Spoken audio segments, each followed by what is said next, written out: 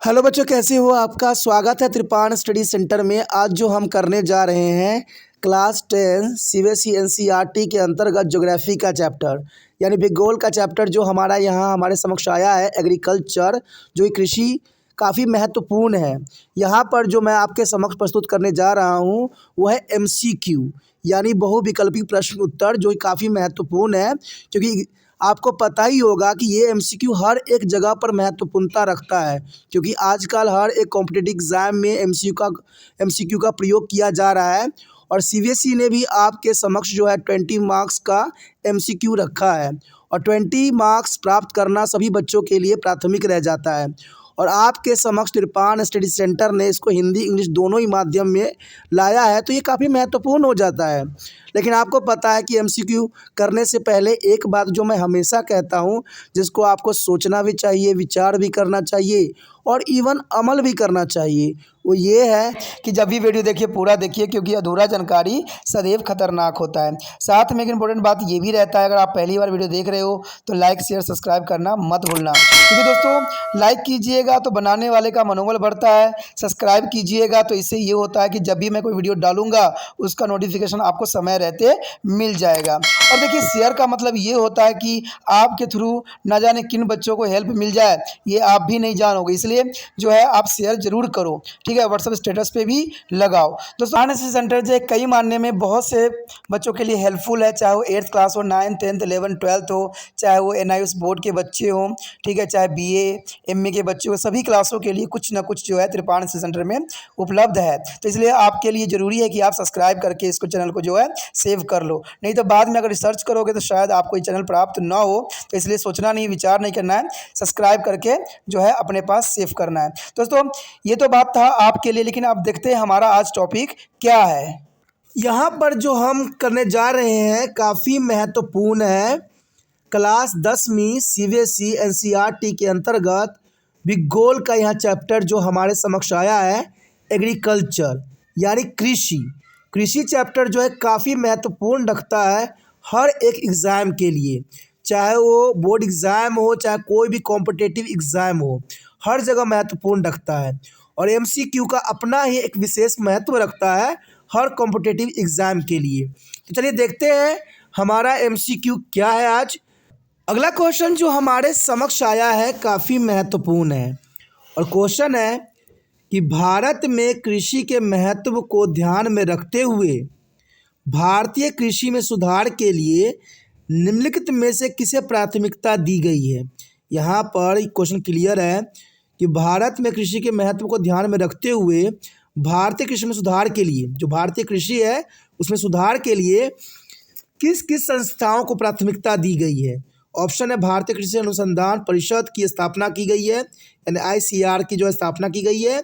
मौसम विज्ञान और मौसम पूर्वानुमान के क्षेत्र में भी विकास किया गया है। सी जो है कृषि विश्वविद्यालय, पशु चिकित्सा सेवाएं और पशु प्रजनन केंद्रों की स्थापना करना, या उपयुक्त सही। देखिए क्वेश्चन काफ़ी इंटरेस्टिंग है। यहाँ पर क्लियर समझ में तो आ ही गया होगा कि भारतीय कृषि में सुधार करने के लिए क्या क्या सरकार ने किया है। तो आप अपना आंसर सोच लीजिए, दे दीजिए, लिख लीजिए कॉपी पे, काफ़ी ज़रूरी रहेगा, समझ के लिए भी इम्पोर्टेंट रहेगा। तो आपने अपना आंसर सोच लिया होगा, लिख लिया होगा। देखिए क्वेश्चन तो समझ में आ गया होगा। कृषि को महत्व को देते हुए भारतीय सरकार ने कृषि में सुधार के लिए किस किस विभागों का स्थापना किया है। तो देखा जाए भारतीय कृषि अनुसंधान परिषद की स्थापना तो की गई है, इसका मतलब ए ऑप्शन आपका सही है, इसमें कोई दो राय नहीं है। बी है मौसम विज्ञान और मौसम पूर्वानुमान के लिए विकास। देखिए भारत सरकार ने सबसे पहली बात यही रखी कि कृषि में अगर पूर्व हम जो है मौसम का अनुमान लगा लें, जो किसानों को नुकसान होते हैं उसे बच जाएंगे। तो मौसम विज्ञान और मौसम पूर्वानुमान जो है कृषि के सुधार के अंतर्गत है, इसके लिए बी ऑप्शन भी यहाँ पर सही है। आगे देखिए कृषि विश्वविद्यालय और पशु चिकित्सा सेवा पशु प्रजनन केंद्र की स्थापना करना। देखिए ये भी बहुत काफ़ी महत्वपूर्ण है, क्योंकि पशु के प्रजनन करने का भी यहाँ पर सुविधा बनाई गई है और कृषि विश्वविद्यालय में बच्चे जो है पढ़ के कृषि के महत्व को और समझेंगे। तो इसका मतलब यहाँ देखा जाए तो ए बी सी सारे ऑप्शन सही हैं, यानी भारतीय कृषि सुधार में इन तीनों का जो है काफ़ी महत्वपूर्ण स्थान है। तो इसका मतलब ये हुआ कि ऑप्शन डी उपयुक्त सभी ऑप्शन सही है। तो आप जो है डी ऑप्शन के साथ जा सकते हो। डी जो है सही आंसर है इस क्वेश्चन का। चलिए देखते हैं अगला क्वेश्चन क्या है। यहाँ पर जो हमारा अगला क्वेश्चन आया है काफ़ी महत्वपूर्ण है। क्वेश्चन है, कृषि निम्नलिखित में से किस प्रकार की आर्थिक गतिविधियां हैं। देखिए ये क्वेश्चन काफ़ी दिलचस्प और काफ़ी इंपॉर्टेंट है, और इसका ऑप्शन तो आपको पता ही होगा, आंसर आप लगा सकते हो। बहुत ही आसान क्वेश्चन है।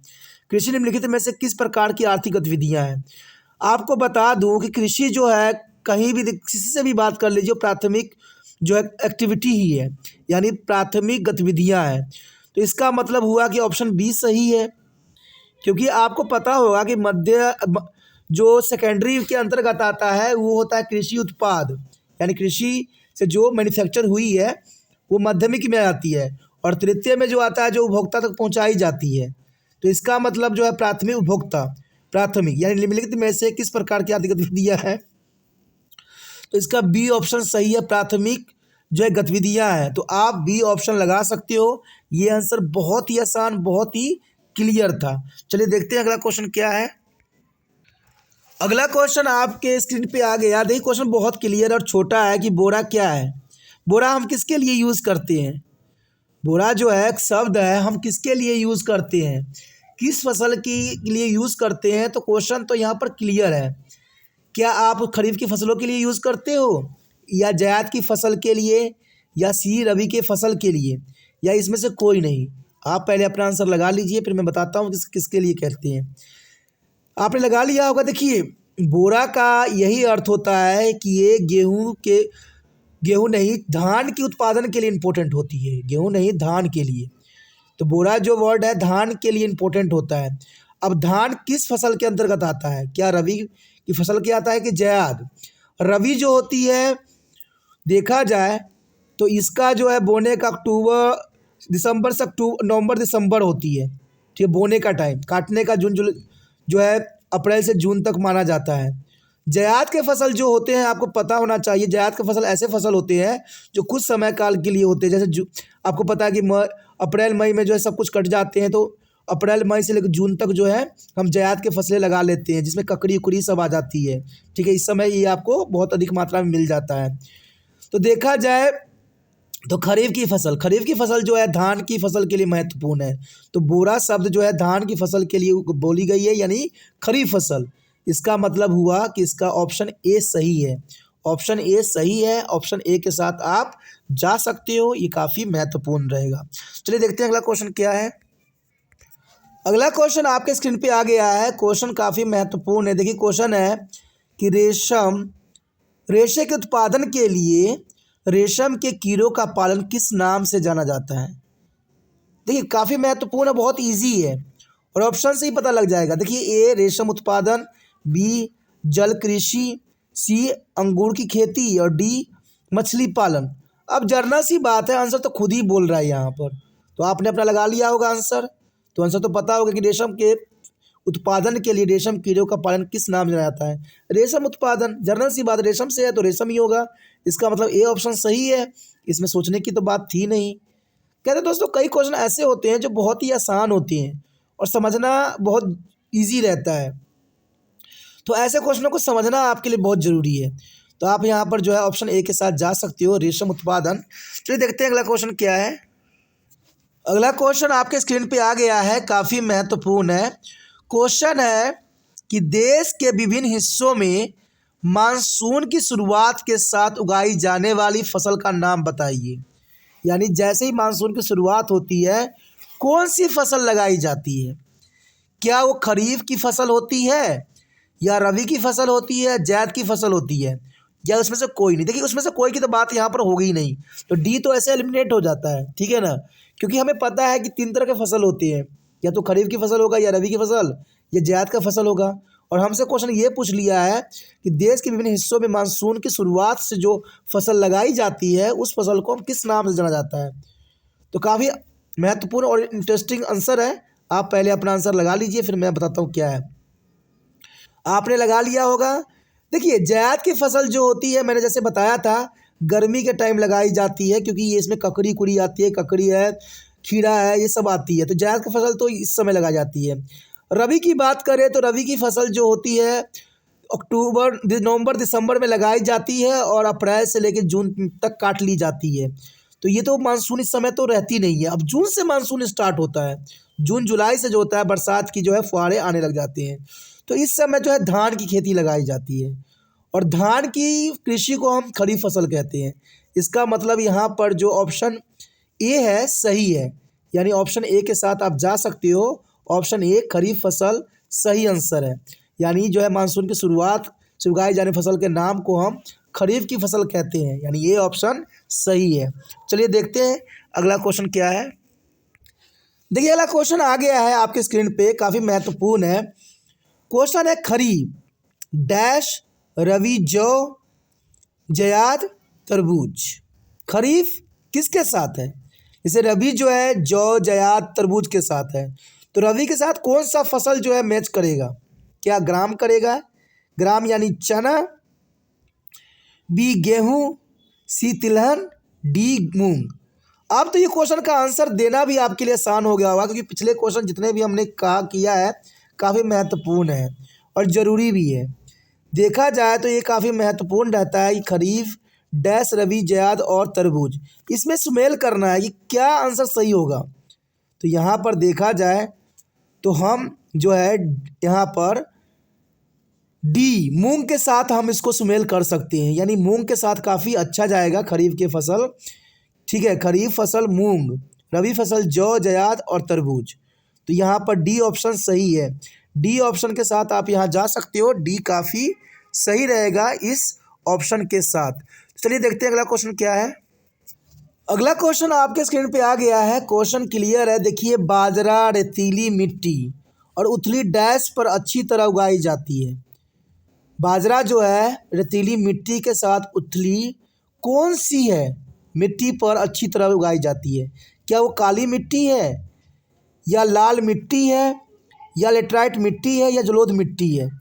तो यहाँ पर काफ़ी दिलचस्प क्वेश्चन है, आप यहाँ पर अपना आंसर दे सकते हो, समझ सकते हो कि काली मिट्टी के साथ जा रहे हो कि लाल मिट्टी के साथ जा रहे हो, या लेटराइट मिट्टी या जलोढ़ मिट्टी। काफ़ी महत्वपूर्ण यहाँ पर ऑप्शन है, तो आप अपना आंसर सोच लीजिए, दे दीजिए, अच्छा रहेगा, क्योंकि इससे आपका नॉलेज का भी पता लग जाएगा। तो आपने अपना आंसर सोच लिया है। देखिए बाजरा रेतीली मिट्टी, ठीक है, और उथली जलोढ़ मिट्टी के साथ होती है नहीं, लेटराइट मिट्टी नहीं, लाल मिट्टी नहीं, काली मिट्टी के साथ होती है।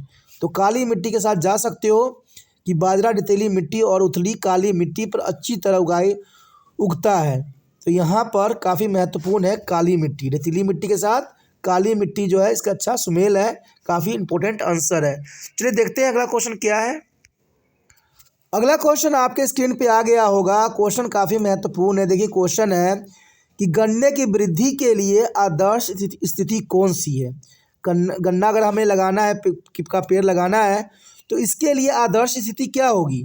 क्या ए तापमान 21 से 27 डिग्री सेल्सियस और वार्षिक वर्षा 75 सेंटीमीटर से लेकर 100 सेंटीमीटर के बीच होना चाहिए?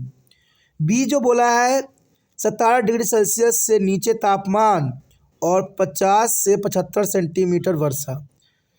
उसके बाद सी ऑप्शन कहता है कि 25 डिग्री सेल्सियस तापमान और 100 सेंटीमीटर वर्षा, या डी उपयोग से कोई नहीं। देखिए आप अपना आंसर सोच सकते हो, क्योंकि ज़रूरी आपके लिए, सोचिएगा तभी आगे बढ़िएगा। तो आपने अपना आंसर सोच लिया होगा। देखिए गन्ने की वृद्धि के लिए आदर्श स्थिति कौन सी होती है? बात करें 25 डिग्री सेल्सियस तापमान और 100 सेंटीमीटर वर्षा, तो गन्ना तो 100 सेंटीमीटर वर्षा में तो हो ही नहीं सकता। तो ये तो ऑप्शन देखिए सी तो बिल्कुल गलत है।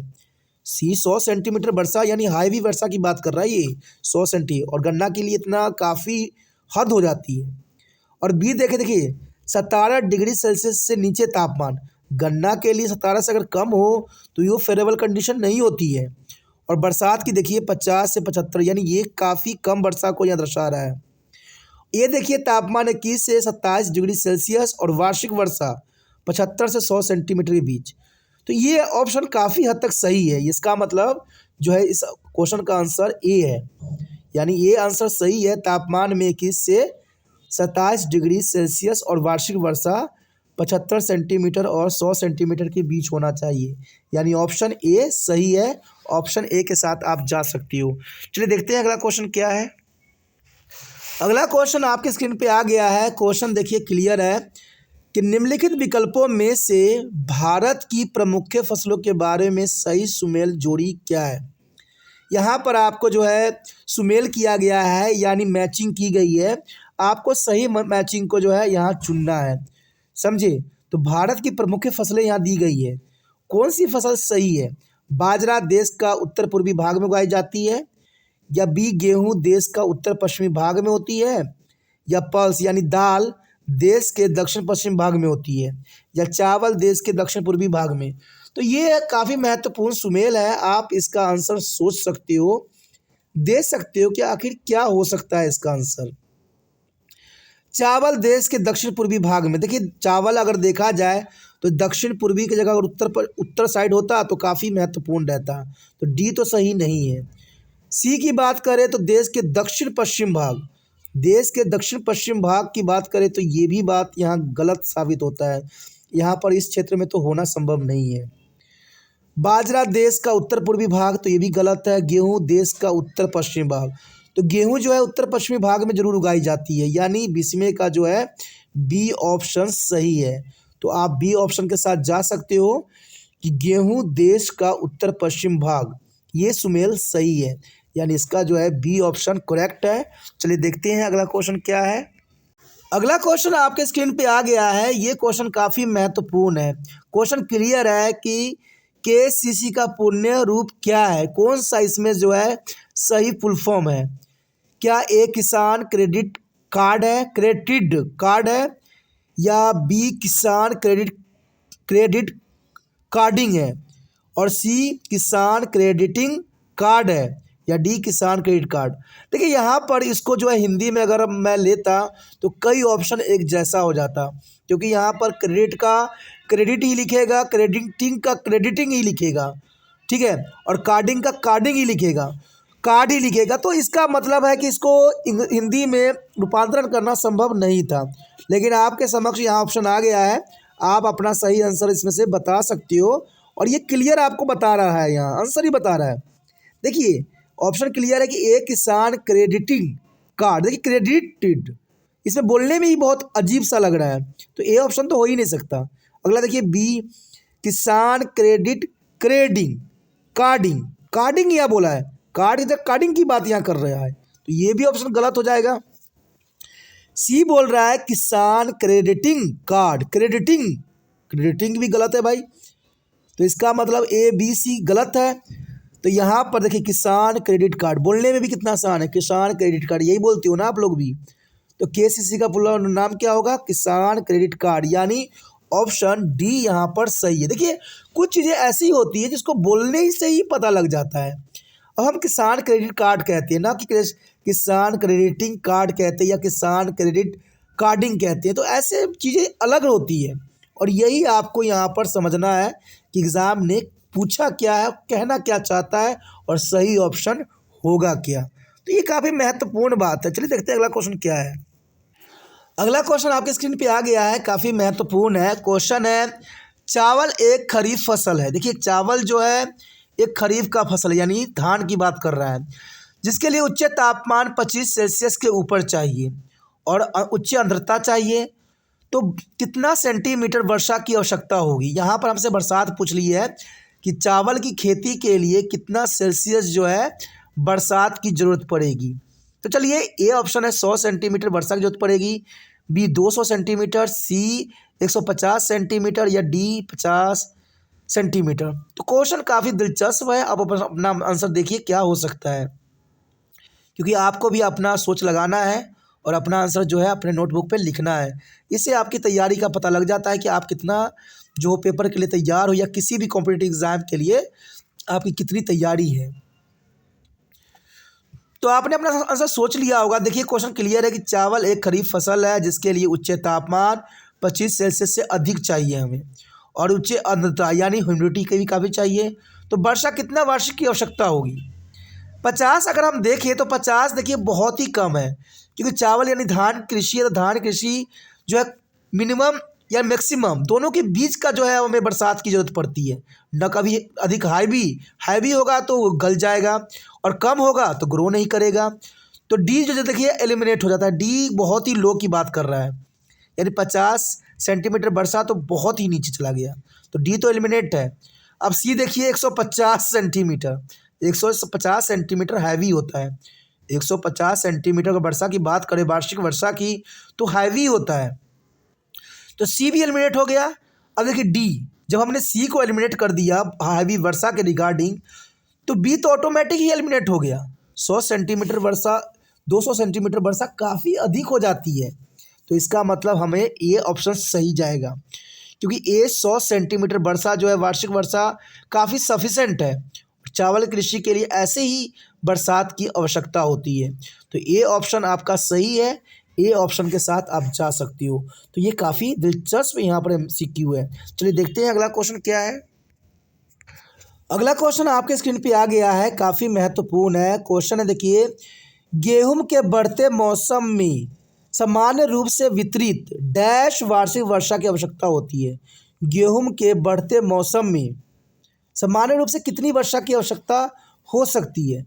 तो क्वेश्चन तो समझ गए होंगे आप कि कितनी जो है गेहूं के वृद्धि के लिए वर्षा की जरूरत पड़ सकती है।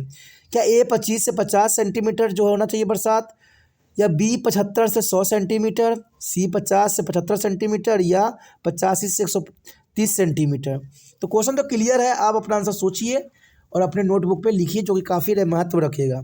देखिए, बात अगर हम करें यहाँ पर गेहूं के बढ़ते मौसम में गेहूं के लिए वर्षा की आवश्यकता, तो 25 से 50 की बात किया जाए तो ये बहुत ही कम होता है। वार्षिक वर्षा बहुत ही कम होता है, जिसमें फुहारे ही होती है, इतनी कम की ज़रूरत नहीं पड़ती है। और 75 से 100 सेंटीमीटर की बात करें तो थोड़ा सा हैवी होता है गेहूं के लिए, क्योंकि गेहूं जो है अधिक बर्दाश्त नहीं करता है बरसात को। धान के लिए तो चाहिए, बरसात चाहिए, लेकिन गेहूं की फसल के लिए इतना अधिक बरसात की जरूरत नहीं पड़ती है। तो इसका मतलब डी भी गलत होगा, क्योंकि 85 से 130 की बात कर रहा है, तो ये भी गलत है। तो सी सही है, क्योंकि सी 50 से 75 सेंटीमीटर वार्षिक वर्षा ये गेहूं के फसल के लिए अप्लीकेबल है। तो सी ऑप्शन आपका यहाँ पर सही है। सी ऑप्शन के साथ आप जा सकते हो। इसका ऑप्शन जो है सी सही है। 50 से 75 सेंटीमीटर वार्षिक वर्षा की आवश्यकता होती है गेहूं को बढ़ने के लिए। चलिए देखते हैं अगला क्वेश्चन क्या है। अगला क्वेश्चन आपके स्क्रीन पे आ गया है, काफ़ी महत्वपूर्ण है। देखिए, क्षेत्रफल और उत्पादन की दृष्टि से डैश तीसरे सबसे महत्वपूर्ण खाद्य फसल है।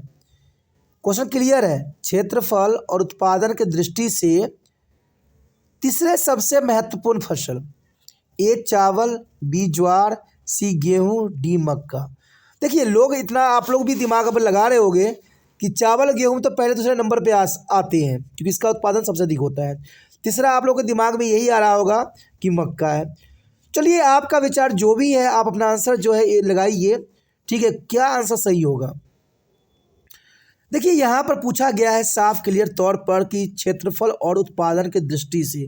अब यही बात यहाँ पर मेन टर्निंग पॉइंट बन जाता है कि क्षेत्रफल और उत्पादन के दृष्टि से तीसरा महत्वपूर्ण फसल कौन सा है। और चावल गेहूं तो चलिए पहले दूसरे नंबर पे आता है, इसलिए चावल तो एलिमिनेट हो जाता है। अब द्वंद्व रह गया ज्वार और डी मक्का।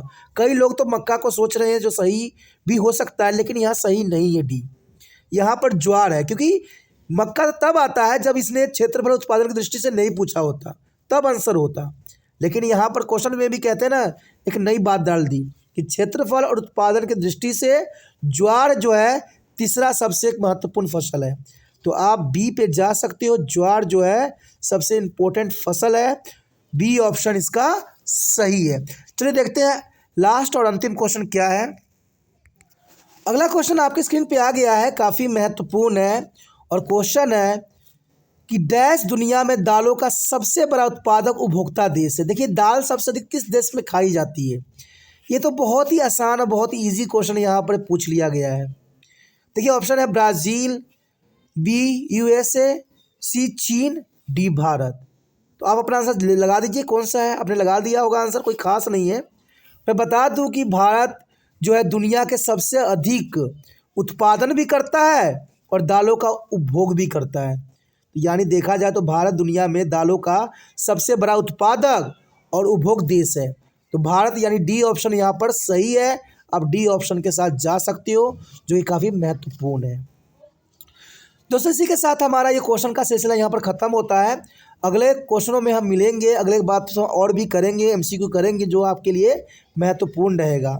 तो आप बने रहे तिरपान स्टडी सेंटर के साथ, और जितना हो सके इस वीडियो को शेयर कीजिएगा, तभी दूसरे बच्चों का केयर होगा। और केयर ही करना हर एक व्यक्ति का फ़र्ज़ बनता है, ठीक है। इसे सोचिए नहीं, जितना हो सके जो है शेयर कीजिए। और शेयर करने के लिए कुछ नहीं करना होता है, यूट्यूब से लिंक को कॉपी करना होता है और व्हाट्सएप स्टेटस पर लगा देना होता है। जिन बच्चे को पसंद आएगा, जो आपके कांटेक्ट में होंगे, जिनको अच्छा लगेगा वो वीडियो को देखेंगे, जिनको नहीं अच्छा लगेगा नहीं देखेंगे। यहाँ पर देखिए अच्छा और बुरा का सवाल नहीं उठता है, यहाँ पर सवाल उठता है समझ की और इम्पोर्टेंस की, क्योंकि ये एमसीक्यू है, कोई आपका एंटरटेनमेंट नहीं है। पढ़ने की बात है, समझने की बात है, और पढ़ाई लिखाई में जितना बार देखा जाए, जितना बार किया जाए वो महत्वपूर्ण होता है। इसलिए यहाँ पर आपका मन लगे चाहे ना लगे, अच्छा लगे चाहे ना लगे, लेकिन देखना तो आपको पड़ेगा ही पड़ेगा, पढ़ना तो आपको पड़ेगा ही पड़ेगा, क्योंकि पढ़ाई तो ऐसे ही करना होता है। तो यहाँ पर ना तो ये कोई वीडियो है जिसमें गाना चल रहा हो या कुछ और भी चल रहा हो, ये आपके समझ के लिए ज़रूरी है। इसलिए आप दूसरे बच्चों को भी शेयर कीजिए, जिससे दूसरे बच्चों को भी मिल सके। पहली बार मेरे चैनल पे आए हो, पहली बार वीडियो देख रहे हो, समझ में आ रहा है, अच्छा लग रहा है और चाहते हो कि और भी वीडियो आपको इसी प्रकार प्राप्त होता रहे, क्योंकि एग्जामिनेशन बहुत महत्वपूर्ण होता है। और आपको तो पता ही होगा कि तिरपान स्टडी सेंटर 8th क्लास से लेके MA तक के बच्चों के लिए एक महत्वपूर्ण प्लेटफॉर्म तैयार किया हुआ है। यहाँ पर आपको सब कुछ मिल जाएगा। यानी एक बार तिरपान स्टडी सेंटर के साथ जुड़िएगा तो कहते हैं अपना एजुकेशन ख़त्म यहाँ पर करके ही हटिएगा। इसलिए सोचिए नहीं, विचार न कीजिए, अभी तिरपान स्टडी सेंटर को सब्सक्राइब करके अपने मोबाइल में सेव कीजिए।